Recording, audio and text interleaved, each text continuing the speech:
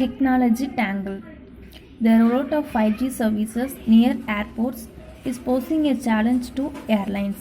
Almost 11 months after the United States, leading telecommunications companies won bids for $81 billion worth of C-band radio spectrum to roll out 5G services. The much awaited introduction hit a major snag this week after the country's leading airlines warned of massive flight disruptions if the wireless technology was put into operation, especially around the nation's airports. In a compromise on the eve of the planned rollout on January 19, AT&T and Verizon agreed to delay introduction of the new wireless service near key airports. The two major telecom commitments, notwithstanding, several domestic and international airlines flying to the US have announced major rescheduling as well as the possibility of cancellation of flights to several destinations, citing warnings from the Federal Aviation Administration and aircraft makers that accurate functioning of radar altimeter in some aircraft may be affected by the 5G radio frequencies.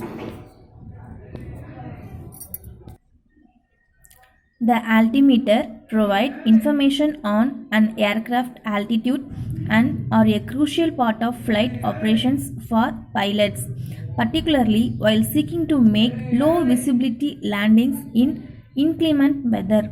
At the heart of the impasse lies the fact that both the 5G services and some flight equipment operate on the same C-band radio spectrum, with only the frequencies varying.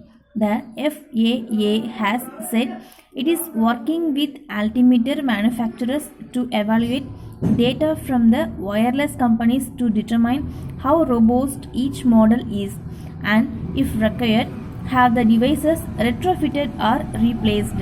The fact that the world's largest economy is now faced with the risk of large-scale domestic and international air travel disruptions as a result of the relatively belated rollout of 5G telecom services points to the peculiar problems of the US market, including the particular frequencies allotted there for 5G. South Korea, China, and Japan and several European nations have already successfully rolled out 5G services, and the US telcos have cited the lack of problems in these jurisdictions as evidence that the FAA and airlines need to do more to find solutions to the deployment of the wireless technology near airports. The FAA on its website has pointed to the specifics of the proposed 5G rollout in the US with a comparison to the situation in France and asserted that some key differences pose challenges. For one, the aviation regulator contends planned buffer zones for US airports only protect the last 20 seconds of flight, while in France the last 96 seconds of flight are protected from any interruption from 5G signals. Also, 5G power levels are lower in France, with even the planned temporary nationwide lower power levels in the US still expected to be 2.5 times more powerful.